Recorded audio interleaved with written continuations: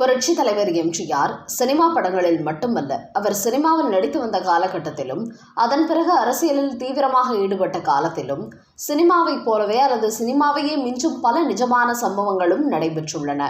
புரட்சி தலைவர் எம்ஜிஆர் திமுகவில் பொருளாளராக இருந்தபோது கட்சியில் இருப்பவர்களின் சொத்து வழக்கு கணக்கை சமர்ப்பிக்க வேண்டும் என கணக்கு கேட்டார் என்கிற காரணத்திற்காக அவர் மீது குற்றம் சாட்டப்பட்டு கட்சியை விட்டு நீக்கப்பட்டார். அது அப்போது திமுகவிலேயே பல பேரிடம் கோபத்தை உண்டு பண்ணியது. எம்ஜிஆர் வெளியேறியதும் அவரது ஆதரவாளர்கள் பலரும் திமுகவை விட்டு வெளியேறினார்கள். அதன் பிறகு 1972 எம்ஜிஆர் தனது அரசியல் குருவான அண்ணாவின் பெயரால் அதிமுகவை துவங்கினார். அப்படி எம்ஜிஆர் புதிய கட்சி துவங்கிய சமயத்தில் தான் 1973 திண்டுக்கலுக்கு பாராளுமன்ற இடைத்தேர்தல் நடைபெற்றது. எம்ஜிஆர் சந்தித்த முதல் தேர்தல் அது. அந்த தேர்தலில் தனது கட்சி சார்பாக மாயத்தேவர் என்பவரை வேட்பாளராக அறிவித்தார் எம்ஜிஆர். அவருக்காக பிரச்சாரம் செய்வதற்காக சென்னையிலிருந்து திண்டுக்கலுக்கு காரிலேயே கிளம்பினார். அந்த சமயத்தில் எம்ஜிஆரை திண்டுக்கலுக்கு செல்ல விடாமல் தடுக்க வேண்டும் என்றும், முடிந்தால் அவர் போகும் வழியிலேயே போட்டு தள்ள வேண்டும் என்றும் எதிரிகள் கும்பல் திட்டமிட்டது. ஆனால் எதிரிகள் இப்படியெல்லாம் யோசிப்பார்கள் என்று அறியாதவராய் எம்ஜிஆர் அதனாலேயே தான் செல்லும் வழியில் 10 கிலோமீட்டருக்கு ஒரு முறை தன் வாகனம் செல்லும் வழியை வெவ்வேறு சாலைகளில் உள்ளே நுழைந்து செல்லுமாறு கூறி அதன் பிறகு வேறு ஒரு இடத்தில் மெயின் ரோட்டில் ஏறி பயணத்தை தொடர்ந்தார். அது மட்டும் போதாது என்று காரில் பயணித்து வந்தவர் தான் முன்கூட்டியே ஏற்பாடு செய்திருந்த ஏற்பாட்டின்படி டக்கென வேன், லாரி என ஒவ்வொரு வாகனமாக மாறி தனது பயணத்தை மேற்கொண்டார். இதனால் அவரை துரத்தி வந்த எதிரிகள் எம்ஜிஆரை பிடிக்க முடியாமலும் அவரது பயணத்தை தடை செய்ய முடியாமலும் குழம்பி போனார்கள்.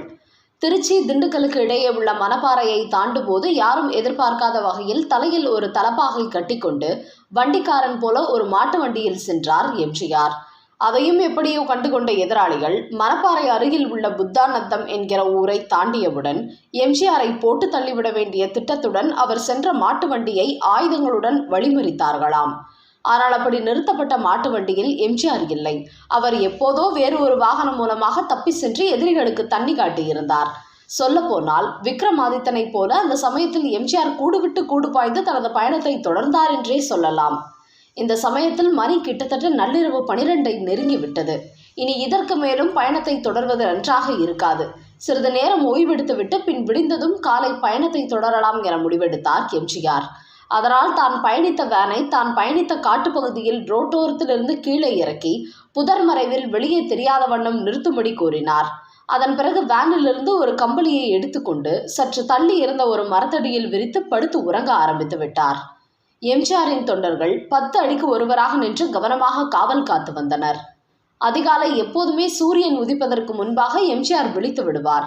ஆனால் அன்று சூரியனும் உதித்து விட்டது. எம்ஜிஆர் விழித்த போது அவர் எதிரில் நின்றிருந்தார் ஒரு வயதான மூதாட்டி. அவரது கையில் 2 அலுமினிய பாத்திரங்கள் இருந்தன. அது மட்டுமல்ல, குளிரில் நடுங்கியபடி நின்றிருந்தார் அந்த மூதாட்டி. திடீரென அந்த இடத்தில் ஒரு மூதாட்டியை பார்த்ததும் எம்ஜிஆருக்கு கொஞ்சம் அதிர்ச்சி, அதே சமயம் ஆச்சரியமும் ஏற்பட்டது. யாரம்மா நீங்கள், எப்படி இங்கு வந்தீர்கள் என கேட்டுள்ளார். அதற்கு அந்த அம்மா, மகனே, இந்த பாத்திரத்தில் சாப்பாடு கோழி குழம்பு இருக்கிறது. உனக்கு கோழி குழம்பு ரொம்ப பிடிக்கும் என பல பேர் மேடையில் பேச நான் கேட்டிருக்கிறேன், சாப்பிடுப்பா என்று கூறியுள்ளார். எம்ஜிஆருக்கு இன்னும் ஆச்சரியம் தாங்க முடியவில்லை.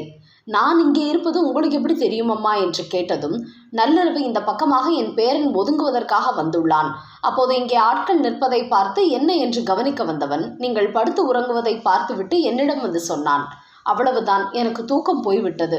பக்கத்தில் தான் என்னுடைய குடிசை இருக்கிறது. உங்களுக்கு கோழி குழம்பு பிடிக்குமே என்று உடனடியாக அந்த நேரத்தில் என் வீட்டில் வளர்த்த கோழியை பிடித்து அடித்து குழம்பு வைத்து எப்படியும் நீங்கள் விடிந்து எழுந்து செல்வதற்குள் உங்களுக்கு கொடுத்து விட வேண்டும் என்று வந்து காத்திருக்கிறேன் என்று கூற அந்த கிராமத்து தாயின் அன்பில் நெகிழ்ந்து போனார் எம்ஜிஆர். நீ ஏன் ராசா இங்கே வந்து படுத்திருக்கிறாய் என்று கேட்க அதற்கு எம்ஜிஆர் தன்னை எதிரிகள் துரத்தி வருவதாகவும் அதனால் தான் இப்படி திண்டுக்கலுக்கு இப்படி ஒரு பயணம் மேற்கொள்ள வேண்டியிருக்கிறது என்றும் சொல்ல, உன்னை ஒருத்தனும் ஒன்றும் செய்ய முடியாது ராசா, நீ கவலைப்படாத என்று கூறியிருக்கிறார். அந்த மூதாட்டியை கட்டி தழுவிய எம்ஜிஆர் அந்த 2 பாத்திரங்களையும் வாங்கி தனது காரில் வைக்கும்படி ஆட்களிடம் கொடுத்தார். அப்போது அந்த அம்மா, ராசா, அதோ அந்த குடிசையில் தான் நான் இருக்கிறேன். நீ இந்த வழியா எப்போது சென்றாலும் என்னை ஒரு வார்த்தை அழைத்தால் உன் முகத்தை ஒரு முறை பார்த்து கொள்வேன் என்று வாஞ்சையுடன் கூறியுள்ளார். உடனே எம்ஜிஆர் அவரிடம் சென்று வருகிறேன் அம்மா என்று கூறி திண்டுக்கலுக்கு கிளம்பி சென்றார். அங்கே தனது பிரச்சாரத்தை முடித்துவிட்டு மீண்டும் இரவு நேரத்தில் அந்த வழியாக திரும்பினார். சரியாக காலையில் தான் தங்கியிருந்த அந்த இடம் வரும்போது காரை அந்த கிராமத்து தாயின் வீட்டருகே நிற்க சொன்னார்.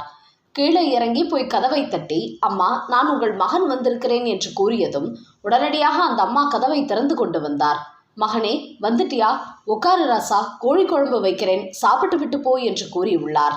அதுதான் அம்மா, காலையிலேயே சாப்பிட்டு விட்டேனே. நான் இப்போது சென்னை செல்கிறேன், உங்களை பார்த்துவிட்டு போவதற்காக வந்தேன் என்று கூறிவிட்டு திண்டுக்கல்லில் தனது ஆட்கள் மூலமாக அந்த மூதாட்டிக்காக வாங்கி வைத்திருந்த விலையுயர்ந்த கம்பளி ஒன்றை எடுத்து வரச் சொல்லி தன் கையாலேயே அவருக்கு போர்த்தி விட்டுள்ளார். அதைத் தொடர்ந்து 10 100 ரூபாய் நோட்டுகளை அந்த அம்மாவின் கையில் கொடுத்து, இதை உங்கள் மகன் கொடுப்பதாக நினைத்து வாங்கிக் கொள்ளுங்கள், நான் எப்போது இந்த பக்கம் போனாலும் உங்களை வந்து சந்திக்கிறேன் என்று கூறிவிட்டு அங்கிருந்து விடைபெற்று சென்றுள்ளார். அதனால்தான் பாமர மக்களின் மனதில் என்றும் தெய்வமாக வாழ்கிறார் புரட்சித் தலைவர் எம்ஜிஆர்.